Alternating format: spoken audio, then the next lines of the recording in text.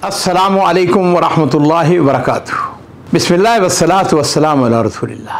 मुअज़्ज़िज़ नाज़रीन कराम, ये किस्सा, ये वाक़या 1958 यानी आज से तकरीबन 64-65 साल पहले की बात है। चीन का उस वक़्त का जो सदर था उसका नाम था मो ज़ेतुंग। अब सब ने सुना होगा नाम यकीनन।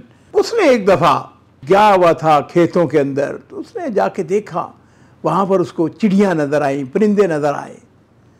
तो उसने वो जो उसके साथ हुक्काम थे उनसे पूछा।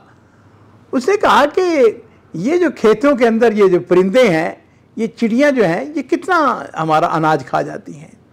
उन्होंने कहा जी तकरीबन 5%, 10% अनाज जो है वो खा जाते हैं। तो उसने हुक्म दिया, उसने कहा कि ये जितनी चिड़ियाँ हैं, जितने परिंदे हैं, इन सब को ख़त्म कर दिया जाए। इसलिए कि ये खेतों में से गंदम को, अनाज को चुग जाते हैं जी। इनकी वजह से चावल जो है वो कम पैदा होता है, अनाज कम पैदा होता है। बस फिर क्या था, बादशाह था और चीन का बादशाह था। उसके हुक्म से लाखों, जी आपको पता है चीन की आबादी कितनी है, करोड़ों के किसान इन परिंदों को कत्ल करने में लग जाते हैं। हुकूमत का चूंकि आर्डर था, जो किसान जितने ज्यादा परिंदे चिड़ियां हलाक करता, उनको लेके आता, उतना हुकूमत का मंजूर नजर बन जाता, उसे सर्टिफिकेट दिया जाता, इनामात से नवाजा जाता, कौमी हीरो का सलूक किया जाता। और नाज़रीन इकराम, इससे पहले क्या होता था कि टिड्डियां जो है ना वो हर साल फसलों पर हमला करती, तो ये जो परिंदे थे ना, ये इन टिड्डियों को खा जाते थे। इस तरह गंदम, इस तरह चावल बच जाते थे। अब नया दौर आया था। हुकूमत का ये फैसला जो था इंतहाई गलत और आमकाना था। अब ये जो टिड्डियां थी, इनको खाने वाला कोई नहीं था, इसलिए कि चिड़ियां खत्म हो चुकी थी।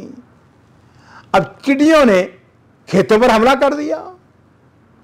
और हमने बचपन में टिड्डियों को देखा है जी, वो जिस वक़्त आती हैं उनको उड़ाने की बड़ी कोशिश की गई, लेकिन वो टिड्डियां जो है अल्लाह का अजाब, और वो अनाज चट कर जाती हैं।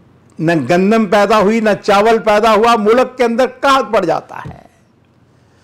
और नाज़रीन किराम, 1961 की बात है, चीन के अंदर कहत पड़ गया। सरकारी तौर पर बताया गया कि 2 करोड़ इंसान भूख से मर जाते हैं। गैर सरकारी तौर पर कहा गया कि 3 करोड़ से लेकर 4.5 करोड़ तक लोग जो है वो भूखे मर जाते हैं। नाज़रीन इकराम, एक बात समझ लें, राज़क जो है वो ऊपर है। न मैं किसी को रिज़्क़ दे सकता हूं, न आप किसी को दे सकते हैं। राज़क जो है वो अल्लाह की ज़ात है। और इस बात को ज़हन नशीन कर लीजिए कि अल्लाह ताला का रिज़्क़ जो है, मेरी वजह से आपको रिज़्क़ मिल रहा है, आपकी वजह से मुझे रिज़्क़ मिल रहा है। बात का ऐसा होता है, आप बिग बॉस हैं, आप घर में सोए हुए हैं, आपके मुलाज़िम आपके लिए कमा रहे हैं, और याद रखिए कभी किसी का रिज़्क़ ख़त्म ना करें। ये जो लोग बात समझते हैं ना जी, मेरी वजह से, वो तो मेरा रिज़्क़ खाता है। याद रखिए कि मखलूक का रिज़्क़ कभी ना ख़त्म कीजिए।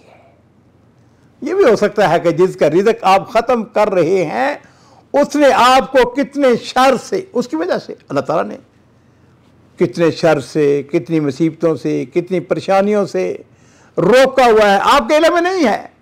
वो अपने घर में बैठ के जबकि दुआ कर रहा है। चीनी हुकूमत का ये फैसला जो था इंतहाई नाकाम होता है। और फिर क्या हुआ, 4 साल की जंग, जिसके अंदर चिड़ियों के घोंसले तबाह किए गए, अंडे तोड़े गए, बच्चे मार दिए गए, जहां भी कुछ चिड़िया दाना दुनका चुगने की कोशिश, सबको ख़त्म कर दिया गया। और फिर जब अजाब नाज़िल हुआ तो चीन की हुकूमत इस पर खूब पछताई। अवाम को अहकाम दिए गए कि चिड़िया के खिलाफ कार्रवाइयाँ बंद कर दें, लेकिन इस फैसले के असरात आने से कहत पूरे मुल्क का नाकाबिले तसव्वुर क़यामत बर्पा कर चुका था। नाज़रीन इकराम, चिड़िया मारने पर कहत का जो अजाब नाज़िल हुआ ना, उसको चीनी तारीख़ का खौफनाक तरीन आफात में शुमार किया जाता है।